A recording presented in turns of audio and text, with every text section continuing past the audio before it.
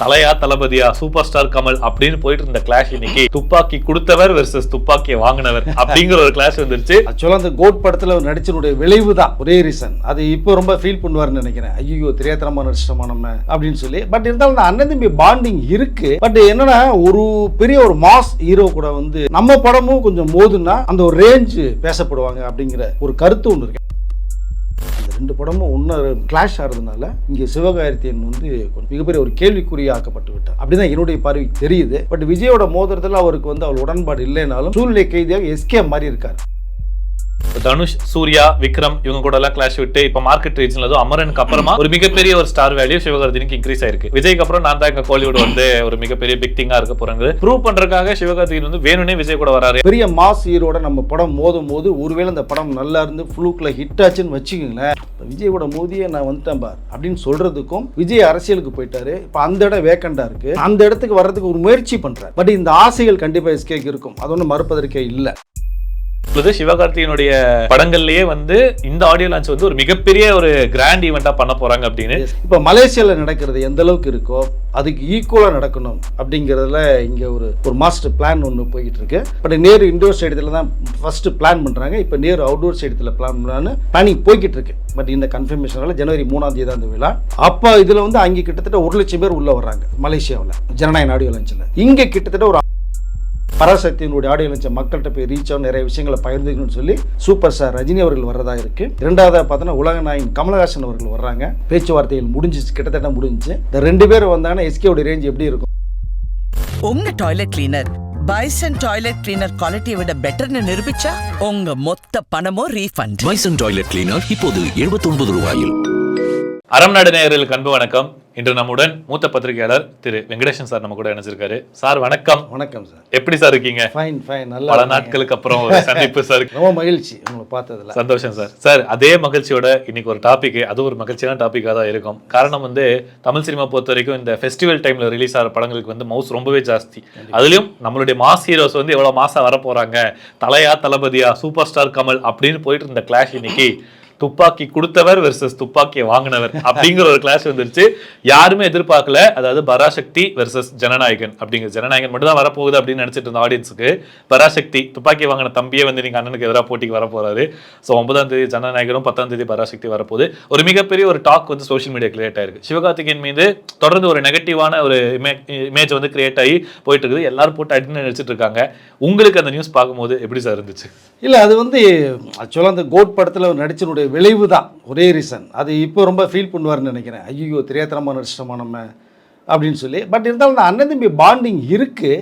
But என்னென்னா ஒரு பெரிய ஒரு மாஸ் ஹீரோ கூட வந்து நம்ம படமும் கொஞ்சம் மோதுன்னா அந்த ஒரு ரேஞ்சு பேசப்படுவாங்க அப்படிங்கிற ஒரு கருத்து ஒன்று இருக்குது. ஏன்னா இதற்கு முன்னாடியே பார்த்தீங்க அப்படின்னா நம்ம விஜய் அவர்கள் வந்து கேப்டன் விஜயகாந்த் அவர்கள் வந்து லிஃப்ட் பண்ணி தூக்கி விட்டது தெரியும். விஜயகாந்த் அண்ணன் இல்லைன்னா நான் இல்லைன்னு விஜயே சொல்லியிருக்காரு. செந்தூர பாண்டி தம்பி எஸ் அதுவும் அந்த மாதிரி ஒரு இருந்த சூழ்நிலையில் ரமணா படம் வருது கேப்டன் விஜயகாந்த் அவர்களுக்கு. அந்த படத்தோட விஜய் படம் பாகவதி மோது.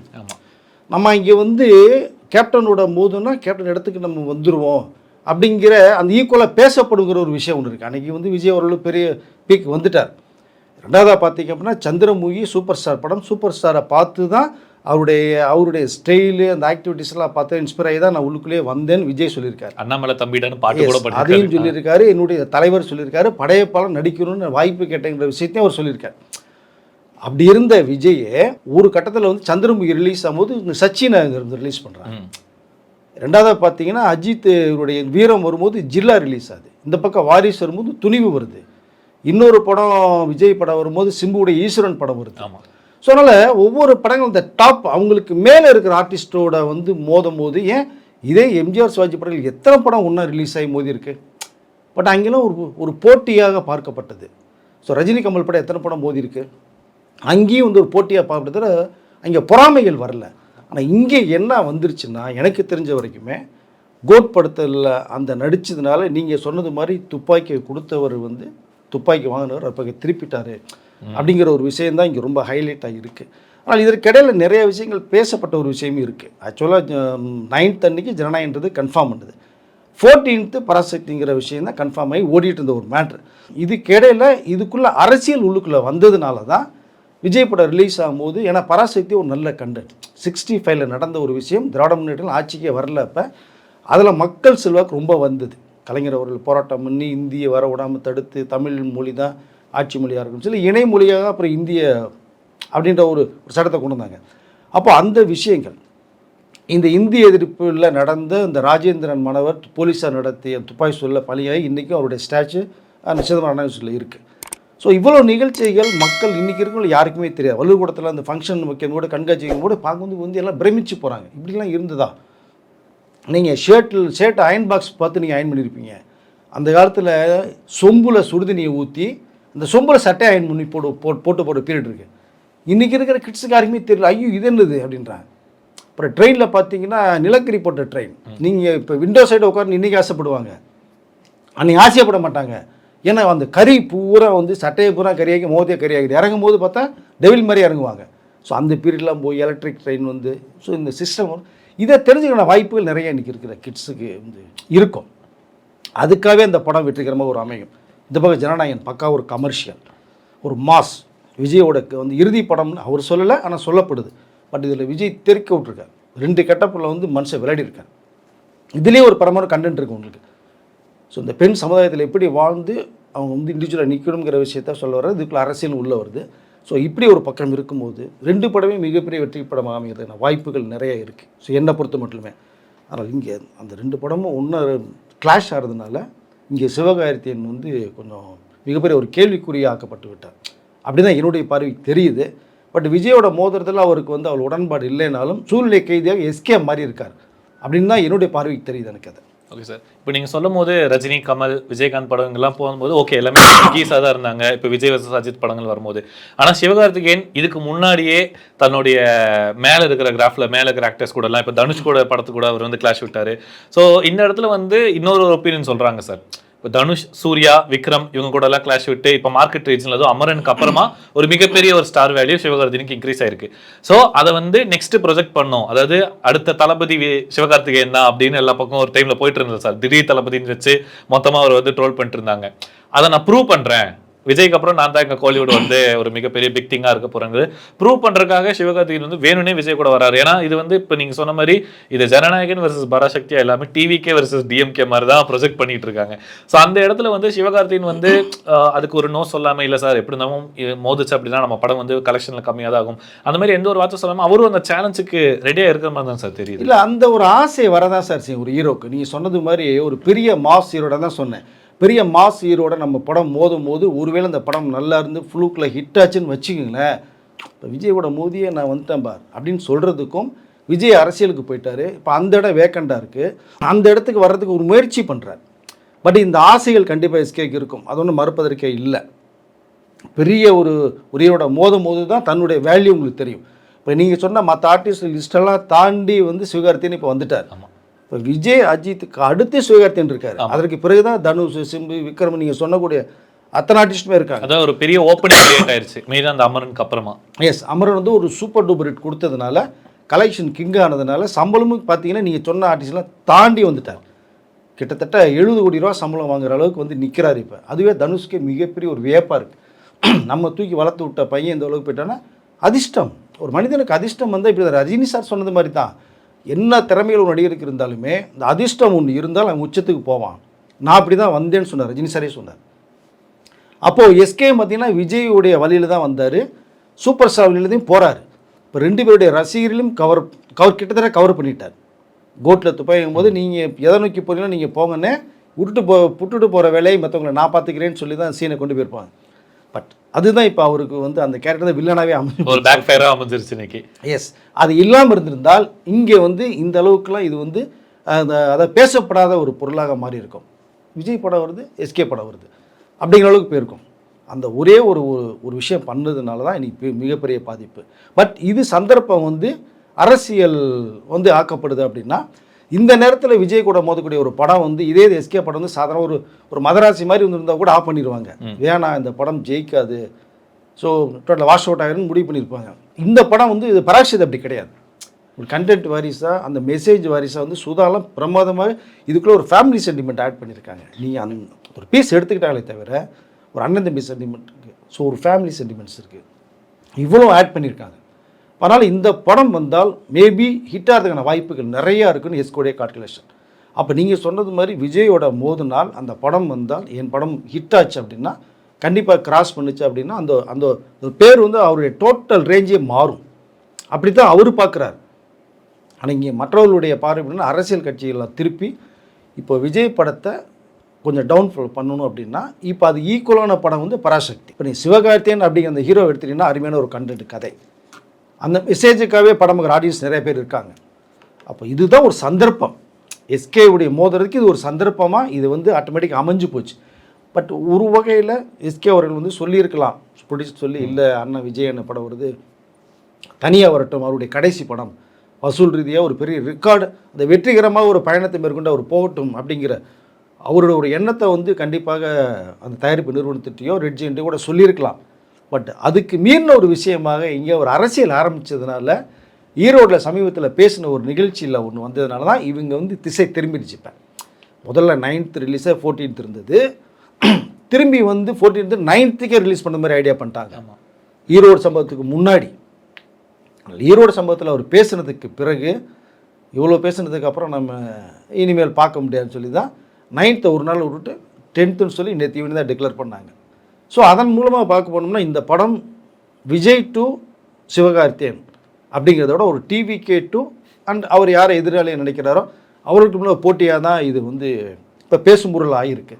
பட் 2 படமே மொத்தத்தில் வெற்றி படமாக அமைங்கிறத என்னுடைய கருத்து. ஆனால் இந்த ஒரு ரீசன்னால வந்து பராசக்தியோட கலெக்ஷனோ இல்லை அதோடைய அந்த ரீச் வந்து பாதிப்படையுமா சார்? ஏன்னா விஜய்ங்கிறது வந்து ஒரு உச்ச நடிகர், அவருக்கு ஓவர்சீஸில் பெரிய மார்க்கெட் இருக்குது. சிவகார்த்திங்கிறவர் வந்து ஓகே தமிழ்நாட்டில் ஒரு பெரிய ஓப்பனிங் இருக்குது, பட் ஓவர்சீஸ்லாம் பார்க்கும்போது விஜய் கூட கம்பேர் பண்ணும்போது கம்மியாக தான் இருக்குது. இது வந்து படத்துடைய கலெக்ஷனுக்கோ இல்லை சிவகார்த்திகனுடைய அந்த வளர்ச்சிக்கு வந்து எங்கேயாவது இடத்துல தடையாக இருக்குமா சார்? இல்லை, அது விஜய் படம் உங்களுக்கு மாஸ். அது நீங்கள் சொன்னது மாதிரி ஓவர்சீஸ்லேருந்து இங்கே சவுத் இந்தியாவிலேருந்து இந்தியா லெவலுமே அவருடைய ரேஞ்சே வேறு. ஓப்பனிங் தாறுமாறாக இருக்கும் உங்களுக்கு. அதை ஒரு நாளே 1000 தேட்டர் போனால் 1000 தேட்டர் 4 காட்சி ஃபுல்லாக போகும். இல்லை எஸ்கேக்கு வந்து நம்ம தமிழ்நாடு சவுத்துலேருந்து தமிழ்நாடு தாண்டி போச்சு அப்படின்னா கொஞ்சம் சிரமம் தான் இருக்குது. பட் விஜய் அளவுக்கு இருக்குமானா கொஞ்சம் ஸ்டெப் கம்மி தான், அது ஒன்றும் மறுப்பதற்கே அது எஸ்கேக்குமே தெரியும். ஆனால் இது என்ன பார்க்கப்படுதுன்னா அந்த கண்டென்ட் வேரிஸாக இந்த ஸ்கிரிப்ட் போய் மக்கள்கிட்ட போய் ரீச் ஆகுங்கிற அந்த ஒரே ஒரு தாட்டு தான். அதுக்கு தான் நான் சொன்னேன், நான் மதராசி மாதிரி ஒரு படம் வந்துருந்தா கண்டிப்பாக ரிலீஸ் பண்ணியிருக்க மாட்டாங்க அப்படிங்கிற ஒரு தாட். இது போய் ரீச் ஆகும்னா விஜய் படம் போய் கண்ணாப்புண்ணான்னு போய் தாறுமாற ரீச் ஆகும். இது பின்னாடி நெருங்கிக்கிட்டே போய் ரீச் ஆகிறதுக்கு வாய்ப்புகள் இருக்கும். மொத்தத்தில் 2 படமே வந்து ஹைலைட்டான மேட்ரு என்னன்னா, ஒன்று அந்த 9th மட்டுமே டோட்டலாக தியேட்டர் இருந்ததுன்னா 10th அன்னைக்கு ஷேரிங்கில் போயிடும். இப்போ டோட்டலாக வந்து ஒரு 1000 ஸ்க்ரீனில் போட்டாங்கன்னா இது 2 ஷோ அது 2 ஷோன்னு போயிடும். அப்போ வசூல் பாதிக்கும். இப்போ தனியாக வந்தால் பராசக்தியுடைய வசூலே வேறு மாதிரி இருக்கும். இன்றைக்கி ஜனநாயகன் அந்த வசூல் தாறுமாறாக இருக்கும். அப்போ அது 2மே நீ வசூலத்தை கம்பேர் பண்ணிங்கன்னா அதில் வந்து ஜனநாயகனை பீட் பண்ணி ஒரு 50 கோடி கலெக்ஷன் போயிடுச்சுன்னா அது பெருமைக்குரிய விஷயமா இருக்கும். அதில் வந்து விஜய் சார் படம் ஒரு லேட்டாக வந்து நான் கிங்காக இருக்கேன், வசூல் கிங்காக இருக்கேன் அப்படிங்கிறது சொல்லலாம். அது பெருமைக்குரிய விஷயமா இருக்கும். ஒரே டைமில் வரும்போது இறுதி படம்னு சொல்லும்போது விஜய் கலைத்துறையை சேர்ந்தவர், ஒன்றை தூக்கி விட்டவர், தம்பி முறை நினைத்தவர் கூட நீ மோதிரியா அப்படிங்கிற அளவுக்கு தான் இது ரொம்ப ஹைலைட்டாக பார்க்கப்படுது. இவர் ஒன்றுமே பண்ண முடியல, அவரால் முயற்சிகள்லாம் பண்ண முடியும். பட் சூழ்நிலை கைதி தான் நான் சொல்ல முடியும் என்னால். பட் பரவாயில்ல சார், எங்க இருந்தாலுமே எண்ட் ஆஃப் தி டே வந்து நீங்க சொன்ன மாதிரி கண்டென்ட் சூப்பரா இருந்துச்சுன்னா கண்டிப்பா வந்து தமிழ் ஆடியன்ஸ் வந்து செலிப்ரேட் பண்ணாம இருக்க மாட்டாங்க. ஸோ பொங்கல் அன்னைக்கு, அதாவது 9ஆம் தேதி 10ஆம் தேதி தெரிஞ்சிடும் துப்பாக்கி கொடுத்தவரா இல்லை துப்பாக்கி வாங்கினவரா, துப்பாக்கி யார் பக்கம் திரும்புது இல்லை அவரே வந்து வாக்கிட்டு சுடுறாராங்கிறது அந்த டைம் தெரியும். 2 மாதிரி தாறுமாறாக இருக்கும். போக்கிரி பொங்கல் தான், அது ஒன்றும் மாற்று கருத்து இல்லை. இந்த பொங்கல் தெரிக்க தான் போகுது விஜய்க்கு, அது ஒன்றும் மாற்று கருத்து இல்லை. பிந்தி இருக்க 2 கெட்டப்பில் வந்து மனுஷன் வாழ்ந்திருக்கார். பட் இது வந்து கண்டென்ட் வேரிஸாக வந்து மக்கள்கிட்ட போய் ரீச் ஆகும். அதில் இந்த பொங்கல் வந்து ஓரளவு மிகப்பெரிய ஒரு செலிப்ரேஷன் இருக்கும்னு நினைக்கிறேன். மொத்தத்தில் நான் என்ன சொல்ல வரேன் ஒரே விஷயம்னா, எல்லா படங்களும் ஓடணும், எல்லா ரசிகர்களுமே வந்து ஹாப்பியாக இருக்கணும். வசூலுங்கிறது ஒரு தயாரிப்பாளர் வந்து பல கோடியை கடன் வாங்கி வட்டிக்கு வாங்கி கொடுக்க முடியாமல் நடுத்தரில் நிற்கிறாங்க. அவர்கள் போட்ட காசு எடுக்கணும், வாங்கின விநியோகஸ்தர்கள் வந்து பணம் எடுக்கணும். நம்ம இங்கே நான் வந்து அதை தான் ஹைலைட்டாக பார்க்குறேன். அரசியலை தவிர்த்து நம்ம பார்த்தோம்னா ஜனநாயகம்லாம் தாறுமாறு ரேட் கொடுத்து வாங்கியிருக்காங்க. அதில் வசூல் பாதிக்கப்பட்ட யாருக்கு லாஸ் ஆகும்? பராசக்தி அதே மாதிரி தான். அப்படிங்கும் போது இந்த 2 படங்களுமே வெற்றி படமாக அமையணும், தயாரிப்பாளர் வாழ வைக்கணும். என்னுடைய கருத்து அதுதான். ரசிகர்கள் வந்து இப்போ வந்து எஸ்கே வந்து விஜய் எதிர்த்து வந்து எதுவுமே பேச கிடையாது. ஆமாம், அவர் அண்ணன் தான் சொல்கிறார். பட் சூழ்நிலை கைதியாக மாறினதால அவரால் முயற்சி பண்ணுறாரு, முடியல. அப்போ என்ன பண்ணுறது தெரியல, திணறாரு. அப்போ 2 படமே வெற்றி படமாக அமையணுங்கிறது தான் என்னுடைய எண்ணம். ரசிகர்களும் அது வெற்றி படமாக 2மே ஆக்கி தயாரிப்பாளரில் வாழ வைக்கணும். சுருக்கமாக நீங்கள் அடிச்சுக்காமல் கொள்ளாமல் பாருங்கள், எந்த படம் நல்லா இருக்கோ மக்கள் கொண்டாட போகிறாங்க, அவ்வளோதான். ரசிகர்னால ஒரு படம் மிகப்பெரிய வெற்றி அடைங்கிறத ஒத்துக்க முடியாது. ஒரு 2 நாள் 3 நாள் தான் ஓடும். மக்கள் உள்ளே வரணும். இப்படி மக்கள் உள்ளே வந்ததுனால தான் அமரன் மிகப்பெரிய வெற்றி அடைஞ்சிது இல்லையா? அதனால் மக்கள் செலிப்ரேட் பண்ணுவாங்க, கொண்டாடுவாங்க. பட் மொத்தத்தில் எல்லா படமும் வெற்றி படமாக இந்த பொங்கல் ரேஸில் வரணுங்கிறது தான் என்னுடைய எண்ணம். அரசியலை தவிர்த்து இந்த படத்தை வெற்றி படமாகக்கூடியது மக்கள் கையில் தான் இருக்குது, ரசிகர் கையில் தான் இருக்குது. சிறப்பு சார். ஸோ அங்கே கட் பண்ணோம் அப்படின்னா அடுத்தது ஜனநாயகனுடைய ஆடியோ லான்ச், அதாவது தளபதி விஜய் அவர்களுடைய நீங்க சொன்ன மாதிரி மக்கள் எல்லாருமே வந்து அதோட கடைசி படம் நினைச்சிட்டு இருக்காங்க. ஸோ அவருடைய ஒரு கடைசி ஆடியோ லான்ச்சா இருக்கிற ஃபங்க்ஷனுக்கு மிகப்பெரிய ஒரு ஓப்பனிங், படம் ரிலீஸ் தாண்டி இன்னைக்கு ஒரு படத்தோடைய ஆடியோ லான்ச்சுக்கு இவ்வளவு பெரிய ஓப்பனிங் எதிர்பார்ப்பு வந்திருக்குன்னா அது விஜய் அவர்களுடைய இந்த படத்துக்கு தான். ஸோ அந்த படம் இப்போ மலேசியாவில் நடக்க போறதாகவும் இந்த மத்தோட இடத்துல நடக்க போறதாகவும், அண்ட் அங்க வந்து அந்த ஈவெண்ட்டை நடக்கிறதுக்கு சில ரெஸ்ட்ரிக்ஷன்ஸ் மலேசியன் கவர்மெண்ட் இந்த இடத்துல முக்கியமா அதை சொல்லிக்கணும். ஏன்னா நம்ம ஏதாவது ரெஸ்ட்ரிக்ஷன் சொன்னாலே இங்க வந்து டிகே ஃபேன்ஸ் எல்லாம் வந்து அதை வேற விதமா எடுத்துக்கிறாங்க. ஸோ மலேசியன் கவர்மெண்ட் நிறைய தடைகள், அந்த ரெஸ்ட்ரிக்ஷன்ஸ் எல்லாம் கொடுத்துருக்காங்க, ஃபாலோ பண்ணாதான் இங்க வந்து நடக்கும் அப்படின்னு. இந்த விஷயம் நீங்க எப்படி சார் பாக்குறீங்க? இல்ல அது வந்து சார் என்னன்னா, மலேசியா கவர்மெண்ட்டும் சரி மலேசியா காவல்துறையும் சரி விஜய் கிட்ட வந்து ஒரு நிபந்தனைகள் கொடுத்துருக்காங்க. என்னன்னா, நீங்க வாங்க, நீங்க செலிப்ரேட் பண்ணுங்க, ஆடியோ வச்சு கிராண்டா பண்ணுங்க, எங்களுடைய ஒத்துழைப்புகள் நிறைய இருக்கும், கவர்மெண்டோட ஒத்துழைப்பு காவல்துறையோட ஒத்துழைப்பு நிறைய இருக்கும். ஆனால் ஒரே ஒரு விஷயம், அரசியல் பேசக்கூடாது. இதுதான் அவங்களுடைய மிகப்பெரிய ஒரு கண்டிஷன். அதை விஜய் அக்செப்ட் பண்ணிட்டார். ஓகே, நான் அரசியல் பேசலாம் அப்படிங்கிற அந்த கண்டிஷனை ஒத்துக்கிட்டு தான் இப்போ அந்த ஃபங்க்ஷனே நடக்குது. இதை தவிர்த்து வந்து பார்த்தீங்கன்னா அவருடைய சென்டா பார்ட்டி, ஆடியோ லான்ச்சுங்கிறத தவிர்த்து தளபதியுடைய ஒரு திருவிழா அப்படிங்கிற அளவுக்கு தான் அந்த ஃபங்க்ஷன் வந்து கிராண்டா பண்ணுறது ஏற்பாடு பண்ணிட்டு இருக்கு. நியூ இயர், அது கிறிஸ்துமஸ் நியூ இயர் மாதிரி இந்த டிசம்பர் 27 ஒரு விழா தினமாக செலிப்ரேட் பண்ணுறது மலேசிய மக்கள் ரசிகர்கள் ரெடியா இருக்காங்க. இதற்கு மீறி இங்க பண்ணக்கூடிய அந்த மாலிக் அவர்கள் வந்து பெரிய ஒரு பிசினஸ் கிங் இங்க மலேசியாவில், வெரி பிக் ஷாட், மிகப்பெரிய செல்வாக்கு இருந்தவர். அதனால இதை பிரம்மாண்டமாக நடத்தி ஒரு கின்னஸ் ரெக்கார்டு ஏற்பட அளவுக்கு ஒரு விஷயத்தை பண்ணிட்டு இருக்காரு. அங்கே விஜய்க்கு வேண்டியப்பட்ட கூட நடித்த நடிகர்கள் போறாங்க, கிட்டத்தட்ட ஒரு 200-300 கலைஞர்கள் வந்து போறாங்க. அவருக்கு வந்து சென்டா பார்ட்டி ரொம்ப ரொம்ப ரொம்ப கிராண்டா கொடுக்குது. விஜய் இந்த மாதிரி ஒரு ஆடியோ லான்ச் நடந்திருக்கவே கூடாது வாழ்க்கையில தான் மாலிக் அவர்கள் பண்றதா ஒரு மெசேஜ். அது ரசிகர்கள் ரெடி ஆகிட்டு இருக்காங்க. இது தவிர பாத்தீங்கன்னா ஒரு 200 கட் அவுட் வேற ரசிகர்கள் வைக்கணும்னா இங்க ரொம்ப ஆதங்கத்தோட பெர்மிஷன் கேட்டுட்டு இருக்காங்க. அரசியலை தவிர்த்து தளபதியோட அந்த கட் அவுட்னு சொல்லி அதற்கு பெர்மிஷன் கிடைக்குமா இல்லை ரெடி ஆகும் இது வரைக்கும் தகவல் வரல. மேபி வந்தால் அந்த வரைக்கும் ரீச் ஆகும். வரலைனாலும் பிரச்சனை இல்லை, அரசியல் கொண்டாடுறது இருக்காங்க. ரெட் கார்பெட்டை போட்டு மலேசியா கவர்மெண்ட் வரவேற்கிறது. விஜய் ஒரு கெத்தா விஜய் போறாரு, அங்கே சில குட்டி கதைகள் பேசுறாரு.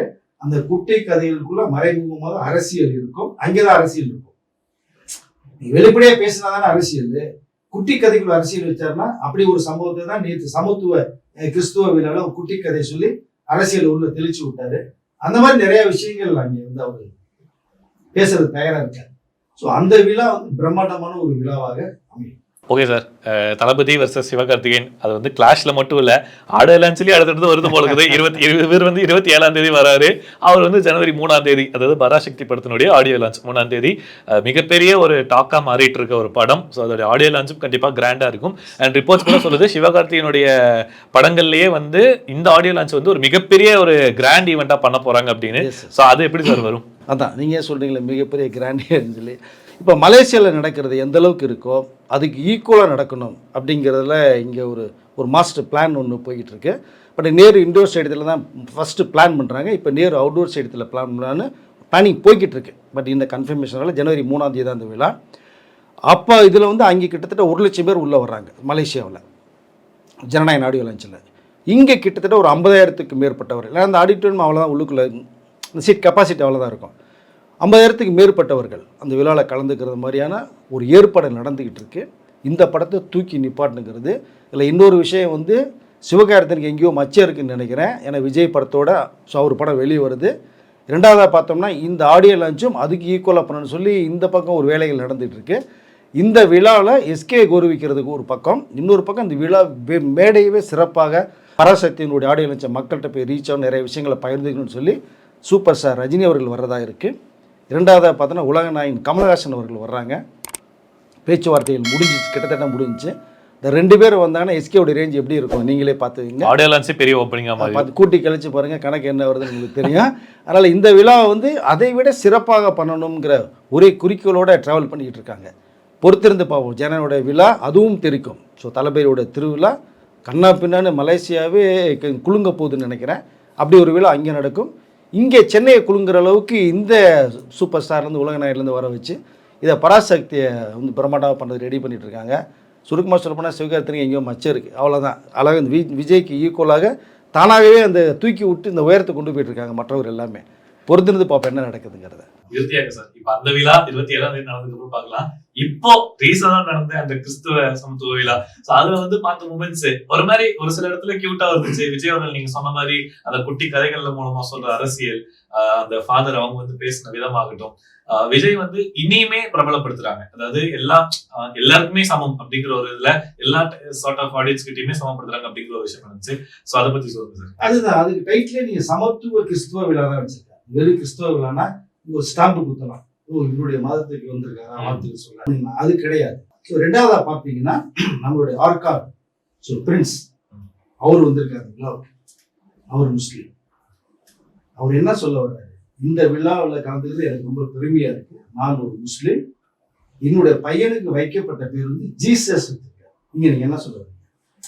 ஸோ இந்த இதை சமத்துவ கிறிஸ்துவ விழாவாக இதை விஜய் செலிப்ரேட் பண்ணிருக்காரு. மொத்தத்துல எம்மதம் சம்மதம், இங்கே ஜாதி மத வேறுபாடுகள் எந்த பிரச்சனையும் வரக்கூடாது, இதுல எல்லாமே இருக்கணும் அப்படிங்கிற ஒரு கருத்தை தெளிவா நேற்று அந்த நடைபெற்ற அந்த விழாவில் வாழ்த்துக்களை சொல்லியிருக்கார்.